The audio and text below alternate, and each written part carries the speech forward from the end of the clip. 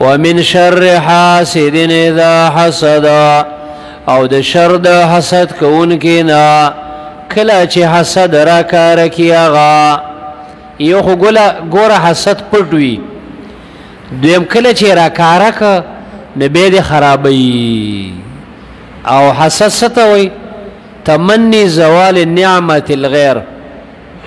چې ته تمنا لري چې زایل شي دا نعمت چې چاله الله ورکړی دی د هغه نه غازایل شي سواء حصل له ام لا که ده ته حاصل هم شي او که نه خو د ده دا تمنی چې د ده نه الله والي مثلا یو ستا ورور دی رشتہ دار دی ملګری دی خپلوان دی الله ول علم ورکړي یا الله ول مال ورکړي یا الله ول کور ورکړي تو سه حسد کې چې ردل الله ولی ورکړي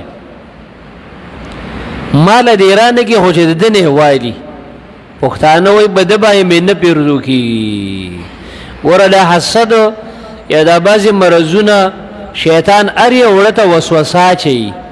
لیکن مؤمن صفت دی چې هغه د زړه ته متوجي شي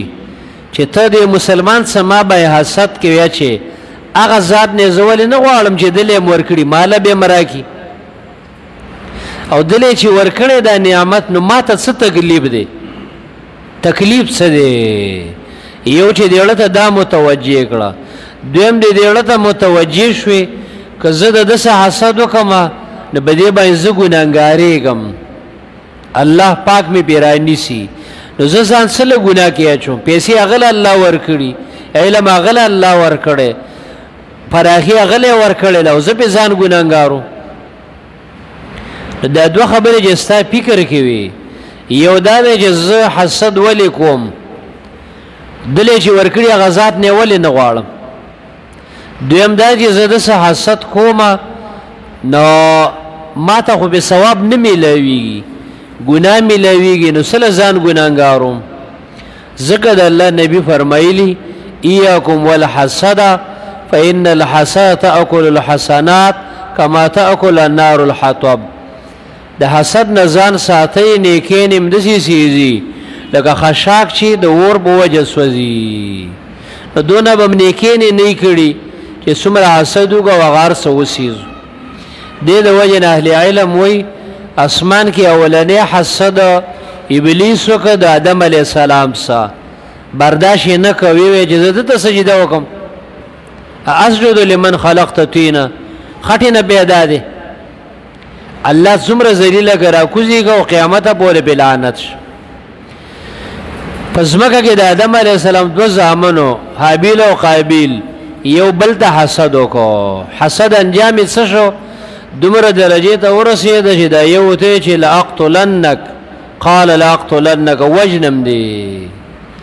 دا یو ورور راولګي دا وغبل ملک بیا حسد په بنی اسرائیل کې راغنو یوسف علیه السلام په ورونو کې یوسف علیه السلام په څومره تکالیفو کې واچاو کوی ته ورتاو تومتونه به ولګیدل جیل ته لاړه پلار په سترګو نظر لاړه څومره تکالیفو کې واقعش بیا قریش حسد او زمنګ د نبی سره نو د مکی خپل خار نه وشاړه څومره محبوب او ګران وته لیکن د خپل هغه خسته وطن د پلار نکنه وشاړه در قیامت پورې خسته علماء اهل علم بعضی علاقو کې راشي اغه کې کتاب او سنت دعوتو کې بعضی مولیان بعضی پیران بعضی خلق حسد او کینه او بغضونه شروع کی استه په هجرت به مجبور کی حسد ډیر ضروري سیز دی د وجنه مسلمان له بکار دی چې هغه پړل کې حسد نه او دا مرز موږ دی پښتنو کې ډیر دی پنجابیان یا خارانه استخواته به یو اورور رشتہ دار به کروڑپتی وي لیکن د دې بل ته هیڅ پروا نه وي دل الله ورکړي دي پښتنو کې یو رشتہ دار مخکې کېده بل باندې سه بس سات بدی الکه شکر وباسا سبب استام په یو خېګړه راشي اورور دې مسلمان دې خوشاله شپه